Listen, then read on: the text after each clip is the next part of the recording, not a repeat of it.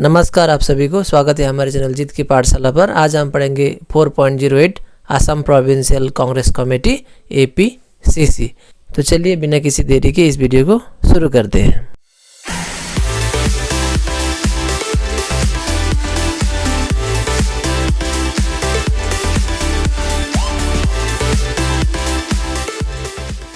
Like the Indian National Congress, the Assam Provincial Congress Committee was also a result of nationalist zeal against British rule। तो national Congress की तरह Assam provincial Congress भी देशभक्ति के चलते गठन किया गया। The formation of the Indian national Congress in 1885 mark the beginning of a new era in the freedom movement of India. 1885 में जब इंडियन नेशनल कांग्रेस का गठन हुआ, तभी से एक नया अध्याय यानी कि एक नया चैप्टर आरंभ हुआ स्वाधीनता संग्राम के लिए। Many organizations of Assam started sending their representatives to the various sessions of the Congress। और आसाम के बहुत संगठनों ने क्या किया, कांग्रेस का जो एनुअल सेशन होता था, इंडियन नेशनल कांग्रेस का जो सालाना मीटिंग हुआ करता था, सेशन हुआ करता था अलग अलग जगहों पे, वहाँ पे अपने डेलीगेट्स, अपने मेंबर्स भेजना स्टार्ट किया। We have already mentioned in the above section that the Assam Association had already actively participating in the national politics under the leadership of the Congress।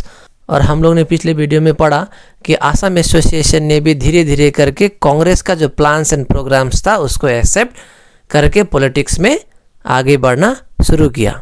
Many of its leaders felt that the association should identify itself with the aims and ideals of the Congress।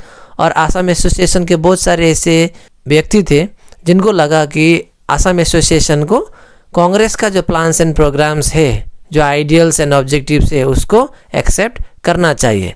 Eight the same time some other members refuse to get amalgamated with the Congress. और ऐसे बहुत सारे लोग थे Assam association में जो नहीं चाहते थे कि कांग्रेस के साथ वो मिले। However, the plans and programs of the Congress started immensely attracting the middle class। हालांकि कांग्रेस के जितने भी प्लान्स एंड प्रोग्राम्स थे उसने क्या किया, मध्यम वर्ग के जितने भी लोग थे उनको अपने ओर आकर्षित किया। As a result, a discussion to amalgamate the association with the Congress took place at a meeting of the association held at Jorhat on 18th April 1921। और उसी के चलते 18 अप्रैल 1921 को एक मीटिंग रखा गया जिसमें ये डिस्कशन करना था कि आखिर Assam association Indian national Congress के साथ मर्ज होगा या नहीं होगा, यानी कि कांग्रेस के साथ एमलगेमेट होगा या नहीं। और उस मीटिंग का जो प्रेसिडेंट थे वो थे Chhabilal Upadhyay ji. At the initiative of leaders like Chhabilal Upadhyay, नवीन Chandra Bordoloi, Krishnakanta Bhattacharya, Assam Association decided to merge itself in the newly formed Assam Provincial Congress Committee in 1921, which was affiliated to the Indian National Congress। और उसी meeting में छबिलाल उपाध्याय जी, नवीन चंद्र बोरदोलाई जी, कृष्णकांत भट्टाचार्य और बहुत सारे लोगों ने ये डिसीजन लिया कि अब Assam association Assam Provincial Congress committee में मिक्स होगा, जो उस समय न्यूली फॉर्म्ड हुआ था 1921 में। और आसाम प्रोविंशियल कांग्रेस कमेटी जो था वो इंडियन नेशनल कांग्रेस का ही एफिलिएटेड था।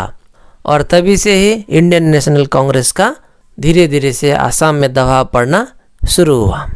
It is worth mentioning that the All India Congress Committee in its Nagpur session in 1921 officially accepted the principle of reorganization of states on the basis of language, which appealed the leaders of Assam as language had been a sensitive issue in Assam।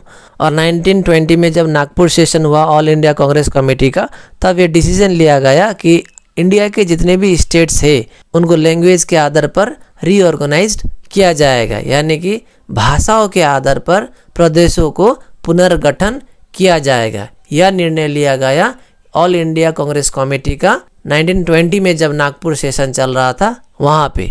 Subsequently, an ad hoc committee of Assam Provincial Congress Committee was formed in June 1921 with its headquarters at Guwahati and Kuladhar Chalia as its president। Kuladhar छलिया आसाम प्रदेश Congress committee के प्रथम अध्यक्ष थे तथा नवीन चंद्र बोरदोलाई सचिव थे, यानी कि आसाम प्रोविंशियल कांग्रेस कमेटी के पहले प्रेसिडेंट थे कुलाधर छलिया और फर्स्ट सेक्रेटरी थे नवीन चंद्र बोरदोलाई जी। और तब इसका जो हेडक्वार्टर था तब वो था गुवाहाटी में। Later Tarun Ram Phukan became its president. बाद में जाके तरुण राम फुकन जी इसका प्रेसिडेंट बने। Under the initiative of Assam Provincial Congress Committee, Gandhi was invited to Assam in 1921 to propagate the message of non-cooperation. और असम प्रोविंशियल कांग्रेस कमेटी ने महात्मा गांधी जी को 1921 में आसाम में बुलाया नॉन कॉपरेशन मूवमेंट को प्रचार करने के लिए. His visit tremendously encouraged the Congress workers to carry out non-cooperation movement and implement the principles of स्वदेशी. और महात्मा गांधी जी जब आसाम आए तो आसाम के लोग बहुत प्रभावित हुए और आसाम के लोगों ने निर्णय लिया कि वो नॉन कॉर्पोरेशन मूवमेंट को साथ देते हुए वो क्या करेंगे, स्वदेशी को अपना लेंगे. यानी कि विदेश में बने हुए किसी भी चीज़ का इस्तेमाल नहीं करेंगे, बल्कि उसके जगह पे इंडिया में बने हुए चीज़ों को इस्तेमाल करेंगे और स्वदेशी को अपनाएंगे. At Pandu in 1926 the 41 All India Congress Committee session was hosted by the Assam Provincial Congress Committee. 1926 में आसाम प्रोविंशियल कांग्रेस कमेटी ने ऑल इंडिया नेशनल कांग्रेस जो था उस समय, उसका जो एनुअल मीटिंग होता था उसको आसाम में कंडक्ट किया पांडु में, और उसका सारा जिम्मा, उस सेशन को कंडक्ट करने का सारा जिम्मा आसाम प्रोविंशियल कांग्रेस कमेटी को मिली. In the following years leaders like Bishnuram Medhi, Siddhinath Sharma,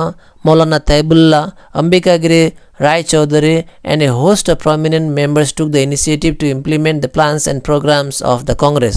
और आगे जाके बड़े नेता जैसे कि विष्णुराम मेधी, सिद्धिनाथ शर्मा, मौलाना तैबुल्ला, अंबिकागिरी, राय चौधरी और बहुत सारे उस समय के मुख्य जो मेंबर्स थे, उन्होंने कांग्रेस का जो प्लान्स एंड प्रोग्राम्स था उसको इम्प्लीमेंट करने के लिए काम किया. The first officially elected president of the Assam provincial Congress committee was Bishnuram Medhi, who was elected in 1930 for a period of 9 years.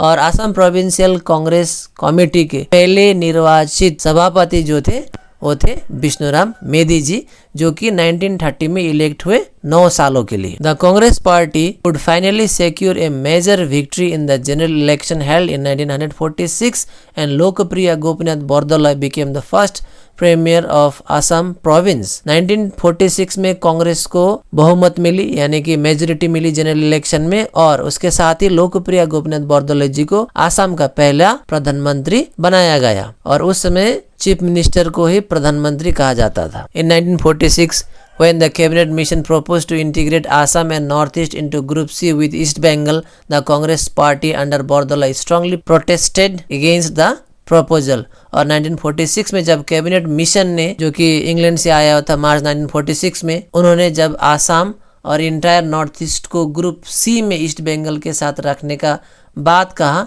तब Congress party under leadership of Bardoloi ji protested the proposal. यानी कि बरदलोई जी और उनका जो सरकार था उस समय, उसने कैबिनेट मिशन ने लिया हुआ जो डिसीजन था आसाम और नॉर्थ ईस्ट को ग्रुप सी में ईस्ट बंगाल के साथ रखने का, उसका जब विरोध किया, तब ultimately Assam was not included in group C for the movement led by Bardoloi ji supported by Gandhi.